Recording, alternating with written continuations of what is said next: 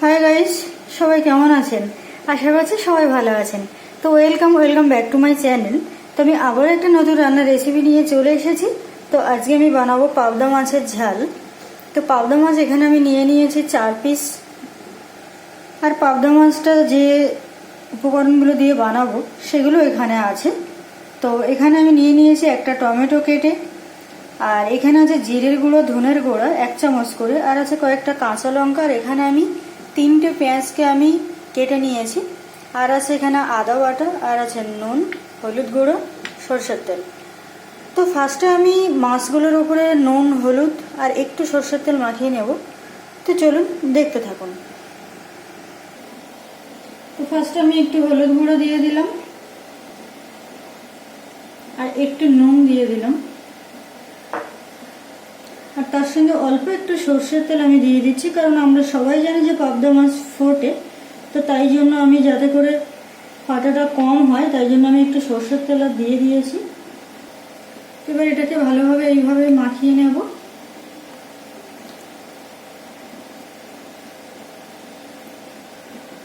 তো এই যেমন মাখানো হয়ে গেছে, তো আমি নিয়ে চলে এসেছি।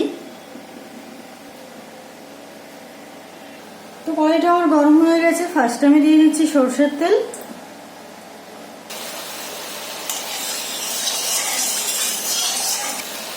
তো আমি একটা একটা করে মাছগুলো দিয়ে দেবো।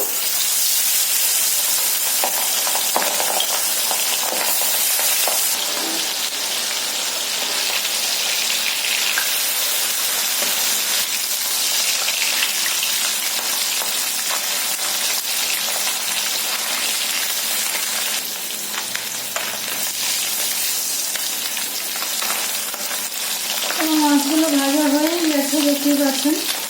এবার আজকে তুলে নেব।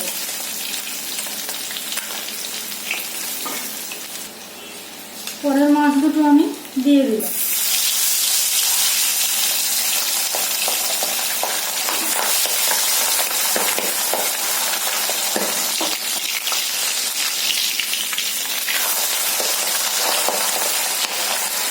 তো মানে এই মাছগুলো ভাজা হয়ে গেছে, এবার আমি তুলে নেব।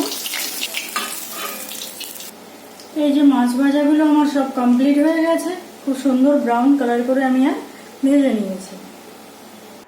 হাফ টিস্পুন আমি দিয়ে দিচ্ছি কালো জিরা, তারপরে দিয়ে দিচ্ছি পেঁয়াজ কাটা।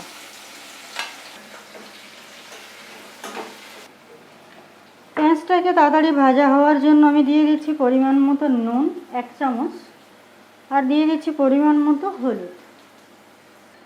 তারপর আমি 1 চামচ আদা বাটা দিয়ে দিলাম। তারপর আমি টমেটো কাটাটাও দিয়ে দিলাম, লঙ্কা কাটাগুলোও দিয়ে দিলাম, আর জিরে ধনের গুঁড়োগুলো আমি আর দিয়ে দিলাম। 3 থেকে 4 চামচ মতো বাটিটা ধুয়ে আমি আর জল দিয়ে দিলাম। জলটা দিয়েছি আমি এই কারণে, কারণ মশলা বা যা কিছু আছে সব কিছু মানে খুব সুন্দরভাবে যাতে করে হয়ে যায়, তাই জন্য আমি আর জল দিয়ে দিয়েছি একটু। তো মশলাটা থেকে আমার খুব সুন্দরভাবে তেল ছেড়ে দিয়েছে, দেখতেই পাচ্ছেন, আর খুব সুন্দর একটা সেন্টও বেরোচ্ছে। মশলাটা খুব সুন্দরভাবে হয়েও গেছে, এই যে দেখতেই পাচ্ছেন কত সুন্দর তেল ছেড়ে দিয়েছে। তো এবার আমি জল দিয়ে দিচ্ছি। আমি 1 টিস্পুন চিনি দিয়ে দিলাম। তো তরকারির ঝোলটা আমার খুব ভালোভাবে ফুটে গেছে। এবার আমি মাছ দিয়ে দিচ্ছি।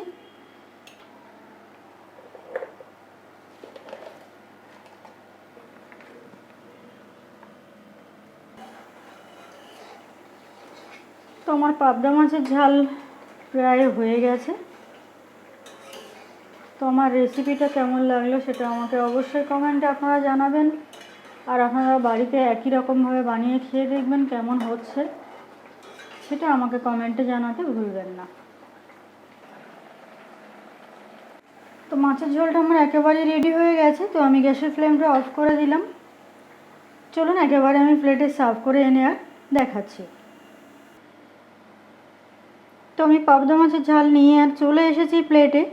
তো দেখতেই পেলেন পাবদা মাছের ঝাল বানানোটা কিন্তু একদমই সহজ, আর এই রেসিপিটা খুবই সহজেই আমি বানিয়ে ফেলেছি। আজকে এই পর্যন্ত, দেখা হচ্ছে আবার নতুন কোনো রেসিপিতে।